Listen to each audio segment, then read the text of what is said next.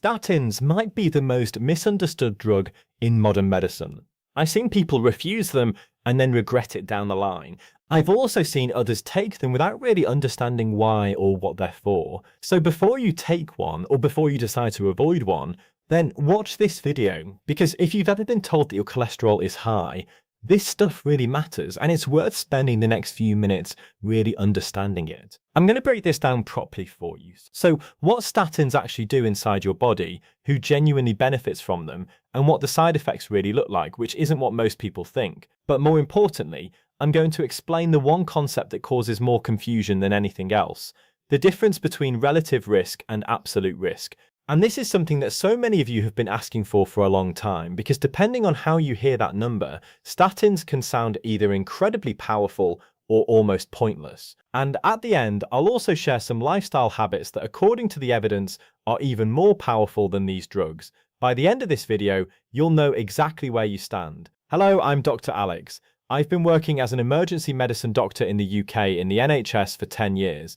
And one of the things that I do regularly, more than most people probably realize, is discharge patients from the emergency department who've had some sort of warning event. So someone comes into the AAND with angina or a mini stroke, what we call a TIA, and they haven't had that full event yet. So the heart attacks and the strokes, they get admitted, obviously, they don't go home, but these other patients often do go home. And when they do, we almost always send them home with a statin alongside other preventative medication. That is just how Western medicine works. Something happens, we prescribe you a medication, and then we send you home. And I've done this literally tens of thousands of times. So I'm very familiar with the common statins that we use all the time, like ATV as a statin, Simbane, Roatin. You know what they do, what the doses are, and why we pick certain ones. But what you probably know if you've watched a few of these videos is that as I move more into lifestyle medicine, my goal now is to give you all of this knowledge to help you prevent these diseases that I see every day, and hopefully prevent you ever needing a statin in the first place. Because the stuff that I see every day in the AAN is pretty much entirely preventable in the vast majority of cases, and lifestyle can be more powerful than any medication I could ever prescribe you. That's what this channel is about. But despite that, some of you are taking statins, so let me give you all of the information that I think you need to know. So let's start with some context then, because the scale of statin prescribing is absolutely extraordinary. In England alone, atorvastatin had over 73 million prescriptions issued in a single year, making it the most dispensed medicine in the country, with more than 7 million people in the UK currently taking one. In the US, statins are the most prescribed class of medication overall, with around 40 million Americans taking them regularly. Globally, the numbers are just as staggering. And yet, in my experience talking to patients, most people leave their appointment with a prescription in their hand, and only a vague idea of what it's actually doing inside their body. Most people think if they take a statin, they will never have a heart attack or a stroke, but it doesn't really work like that. Most people seem to know that it's about cholesterol, but most don't know much beyond that. And I think that gap matters, because when you understand what something is doing, you're more likely to take it consistently. You're more likely to have a genuine conversation with your doctor about it, and be better placed to make decisions about what else you can do. But before we understand what statins actually do, we need to understand cholesterol first, because it gets a bad reputation, and it doesn't entirely deserve it. Cholesterol is a fatty molecule that your body genuinely needs. We all need cholesterol. It helps to maintain the walls of your cells. It's involved in making vitamin D, and it's a building block for several hormones. And here's something that a lot of people don't realize. The majority of your cholesterol in the body is not from food that you eat. It's made by your liver. Your body manufactures it because it needs it. But the problem isn't cholesterol existing. The problem is when there's too much of a specific type, what we call LDL or low-density lipoprotein, LDL, often called bad cholesterol, circulating in your bloodstream. Now, a few weeks ago, I actually did quite a detailed video on LDL, APO, and what actually drives your cardiovascular risk at a particle level. So I won't go into that again too deeply today. But the short version is that LDL is the type that can work its way into the walls of your arteries and begin causing damage over time. And that process is at the heart of why statins exist. That damage is called atherosclerosis. And understanding it changes how you think about everything else in this video. What happens is this. So when LDL levels are elevated over many years, some of it works its way into the walls of your arteries, the tubes that carry blood around your body. The immune system spots it, and then sends inflammatory cells to deal with it. But instead of cleaning it out cleanly, What builds up over time is a mixture of fat, inflammatory cells, and debris that hardens into a deposit, what we call a plaque. This process is completely silent. It happens over decades with no symptoms whatsoever.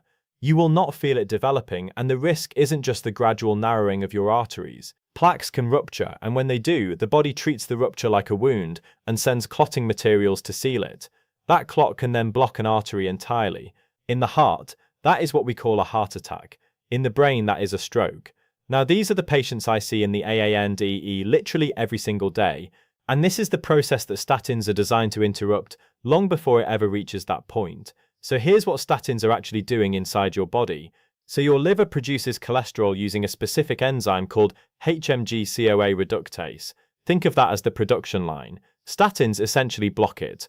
They sit in that enzyme and slow it down. Now, because the liver is now producing less of its own cholesterol, it compensates by pulling more LDL out of the bloodstream to make up for the shortfall, if that makes sense. The result is that LDL levels in your blood fall significantly. These high-intensity statins like atorvastatin at higher doses can lower LDL by more than 50%. And lower LDL over time means less of it getting into your artery walls and less of the downstream damage that follows. Beyond that, statins also appear to help stabilize plaques that have already formed, making them less likely to rupture, even when the underlying damage can't be fully reversed. So the drug isn't just reducing your future risk, it's doing something really useful for the damage that has already quietly accumulated over the last few years. Now here's the part that I've got to be really clear about, because there's a lot of noise around this particular point. So in the UK, the NICE guidelines, NICE meaning the National Institute of Health and Care Excellence, these recommend statins for anybody whose 10-year risk of developing cardiovascular disease is 10% or higher. And we calculate this using a tool called Q-Risk, which takes into account your age, your blood pressure, your cholesterol levels, your family history, your smoking status, whether you've got diabetes or not, and then several other factors as well. In the US, the American College of Cardiology and the American Heart Association recommend statins for anybody with a 10-year cardiovascular risk of 7.5% or above, rather than 10%, as well as anybody who already has established heart disease or very high LDL or diabetes. But wherever you are in the world, statins are also routinely prescribed after a heart attack or a stroke has already happened, what we call secondary prevention. Secondary because we're trying to prevent that second event where the risk is already confirmed and the case for treatment is even stronger. And when you look at the totality of evidence, everything that we have, not just a single study, not a skeptical blog post, but the large independent meta-analyses of randomized control trials, the picture here is consistent. In people who meet these criteria, death rates fall with statin treatment. If you've had a heart attack or a stroke, or if you're at high risk, if you take a statin, your chance of death will be lower. And this means fewer heart attacks, fewer strokes, fewer cardiovascular deaths. In terms of what this actually looks like in the numbers for people who have already had a heart attack or stroke, these statins reduce the risk of a further heart attack or a stroke by around 25 or 30% in relative terms. And in absolute terms, they can prevent another event in roughly 1 in 10 patients over 5 years. Now, for people who haven't yet had an event but are at elevated risk, the relative reduction is similar, but the absolute benefit is much smaller. And I'll get into more detail about this later on. And this is all because your starting risk is lower. The 29% figure that you'll sometimes see is cited specifically from a large meta-analysis of 21 randomized controlled trials, and it sits very comfortably within that range. And I'll explain exactly why the distinction between relative and absolute risk matters in a few minutes, because it's the thing that causes more confusion about statins than almost anything else. There will always be individual studies with more nuanced or conflicting conclusions. That is how science works, and that is a good thing. And I'll explain in a moment exactly why some of those numbers look smaller than people expect. But when the overwhelming weight of evidence points in one direction across dozens and dozens of large randomized trials, that is what we go with. That is the scientific standard, and this is where most of the pushback comes from. People point to concerns about dementia risk, or they look at the absolute risk reduction and conclude that the benefit is being overstated, and those questions are worth asking. They deserve proper answers. On the dementia point specifically, when you look at the best available evidence, large studies and meta-analyses do not show an increased risk, and some even suggest a possible protective effect. But it's an area that is still being studied. Obviously, the important point to remember here is that one single study saying the opposite thing doesn't outweigh decades of consistent evidence. Yes, we've got to take into account whether pharmaceutical companies have had any influence in these trials, who led the trials, that sort of thing. But, we take all of that into account and we go with the balance of the best data available. And in this case, that still supports the use of statins in the right patients. And it's worth mentioning, obviously, that doctors in the UK don't get any extra money for prescribing medications or anything like that. Right, then let's move on to the side effects, because this is where a lot of the misinformation lives at the moment, and where a lot of people make the decisions to stop taking a medication that may genuinely be helping them. The most commonly reported side effect with statins, and I'm sure many of you can guess this is right, muscle pain, and it's the #1 reason why people stop taking them. But here's something really important that often gets missed in the conversation. So a landmark study in The Lancet found that less than 10% of the mild muscle pain and weakness reported by people on statins was actually caused by the drug itself. The other 90% appear to be caused by what we call the nocebo effect, the opposite of the placebo effect. Instead of feeling better because you expect to, you feel worse because you expect to. When people are told that a medication might cause muscle pain, what we see in the research is that many of them do actually experience this muscle pain, even when what they're taking isn't a statin, it's actually a dummy tablet. And in the case of statins, which have been talked about in the media for years as causing these muscle cramps and aching legs, that expectation is already established before many patients take their first tablet.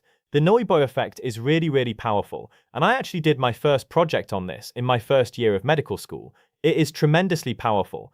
If you tell a patient that you might get some muscle pain in your legs, then so many more people actually get that because they've been told about it, rather than the true genuine side effect, if that makes sense. Now, proper statin-related muscle damage does happen, but it's rare.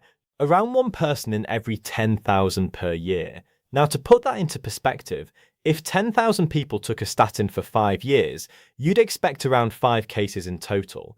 This is what the research tells us. Serious muscle breakdown, what we call rhabdomyolysis, is even rarer. If you have muscle symptoms on a statin, then obviously, despite what I've said, please tell your doctor rather than just stopping it. There are different statins and different doses and alternative strategies, but the idea that statins routinely destroy your muscles in most people who take them is not what the clinical trial data shows. What we also need to mention is that there is also a small but real increased risk of developing type 2 diabetes, roughly 50 to 100 extra cases per 10,000 people treated over 5 years. And that's still pretty low for most patients at meaningful cardiovascular risk. The protection that it brings outweighs all of that, but it's still a conversation worth having properly with whoever prescribes it. Okay, let's move on to the practical side then. So what you can actually do, and this is the stuff that I just love talking about. So whether you're already taking a statin or whether your risk is lower and it's not already prescribed yet, then there are a small number of lifestyle habits that genuinely move the needle. Now, these are not just general wellness advice that you'd hear from somebody on TikTok or whatever. These are interventions with large-scale clinical trial data behind all of them. The first one is the Mediterranean diet. So high in vegetables, fish, extra virgin olive oil, legumes, nuts, whole grain seeds, lower in ultra-processed food, and red meat as well. The PRIME-MAIM trial, one of the most rigorous dietary trials ever conducted, found that people eating this way had around a 30% relative risk reduction in major cardiovascular events compared to a control diet. A meta-analysis pulling together 4 major randomized controlled trials covering over 10,000 people found that this diet roughly halved your odds of a major adverse cardiovascular event. Now, those are not small numbers. The second one is regular aerobic exercise. Consistent moderate aerobic activity where you get your heart rate up independently improves your blood pressure, your lipid profiles, your insulin sensitivity, and your vascular function, simultaneously across the board without a prescription.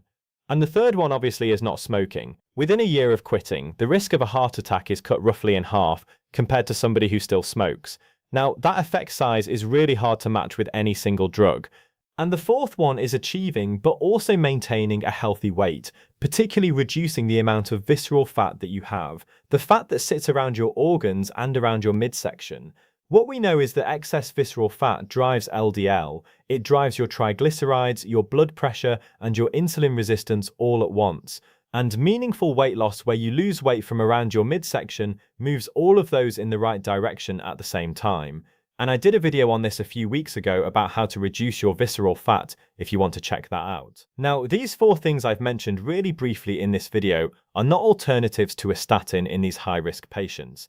They are what work on top of it. The people who do best long-term are almost always doing both. The tablet doesn't replace the lifestyle, it works alongside it.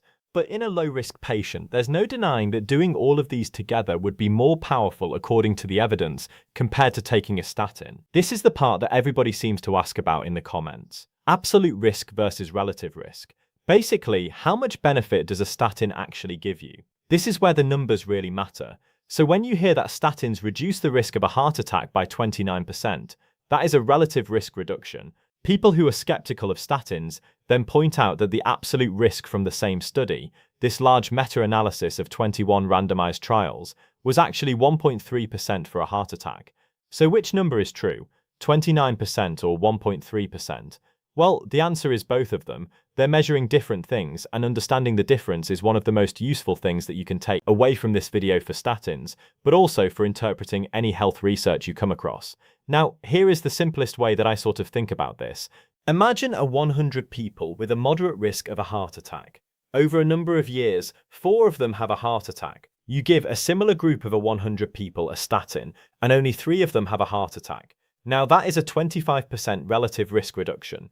Going from 4 to 3 is a 25% reduction. But the absolute risk reduction is 1%, 1 fewer person in 100. Now, imagine the statin risk is much higher.